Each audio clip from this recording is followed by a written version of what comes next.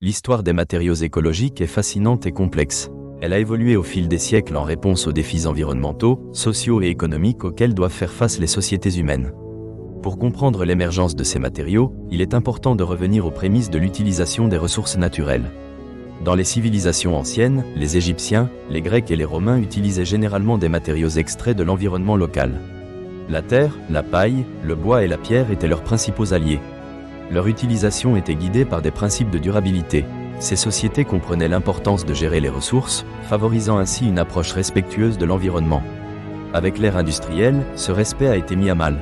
L'utilisation de matériaux dérivés des combustibles fossiles a alimenté l'économie, mais a aussi engendré des conséquences dramatiques.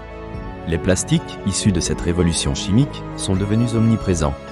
Leur durabilité, bien qu'avantageuse dans de nombreux contextes, a conduit à une pollution massive. C'est dans ce cadre que l'idée même de matériaux écologiques a émergé, comme réponse à la prise de conscience croissante de la dégradation écologique. Au XXe siècle, les scientifiques et les ingénieurs ont commencé à réévaluer la manière dont les matériaux étaient produits. De nombreuses initiatives ont cherché à réduire les émissions de carbone, à économiser l'eau et à minimiser la production de déchets. Les matériaux recyclés ont commencé à être intégrés dans les processus de fabrication. Le recyclage des métaux, des plastiques et du papier a permis de diminuer la pression sur les ressources naturelles. La recherche sur les biomatériaux a également connu une croissance significative. Ces matériaux, souvent d'origine végétale ou animale, offrent une alternative intéressante aux produits dérivés du pétrole. La paille, le chanvre et la cellulose sont devenus des matériaux d'intérêt. Le chanvre, par exemple, est impressionnant. En plus d'être biocompatible, il possède des propriétés isolantes, tant thermiquement qu'acoustiquement. Son utilisation dans la construction écologique s'est répandue, montrant des résultats prometteurs en matière de durabilité et de confort. À la fin du XXe siècle, des matériaux encore plus innovants ont été introduits. Le développement de nanomatériaux offre des perspectives intéressantes dans divers domaines. Leur légèreté et leur résistance, combinées à leur impact environnemental réduit, en font des candidats de choix pour l'architecture moderne. Ces matériaux ont été intégrés dans des revêtements qui améliorent l'efficacité énergétique. Ils permettent aux bâtiments de conserver leur chaleur en hiver et de réduire les besoins en climatisation en été.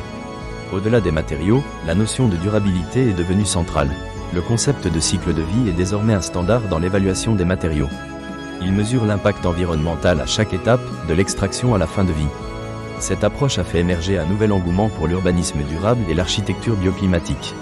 En intégrant les matériaux écologiques, on améliore non seulement l'impact environnemental, mais on redéfinit aussi notre relation avec l'espace construit. L'importance des matériaux écologiques s'étend également à l'industrie du textile. La mode, souvent critiquée pour ses excès, commence à reconnaître l'importance des tissus respectueux de l'environnement. Des fibres comme le tencel, dérivées de la pulpe de bois, sont de plus en plus adoptées. Leur production nécessite moins d'eau que celle du coton et elles sont biodégradables. Ces choix vestimentaires soulèvent la question de la responsabilité individuelle et collective face à la mode éphémère. L'éducation joue un rôle essentiel dans la montée de la culture des matériaux écologiques. Les jeunes générations sont de plus en plus sensibilisées à ces enjeux.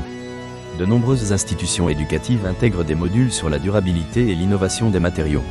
Ces formations préparent les futurs ingénieurs et architectes à concevoir des projets en prenant en compte le cycle de vie des matériaux, les ressources renouvelables et les technologies vertes. En conclusion, l'histoire des matériaux écologiques témoigne des changements dans notre rapport à la nature. Elle invite à réfléchir sur nos modes de consommation, de construction et de vie. En revisitant nos méthodes de production et en optant pour des matériaux respectueux de l'environnement, nous avons l'opportunité de bâtir un avenir durable. Utiliser des matériaux écologiques est non seulement une nécessité environnementale, mais aussi une réponse aux défis sociétaux. Cela demande une collaboration entre scientifiques, ingénieurs et chaque individu pour créer un monde respectueux de son héritage et des générations futures.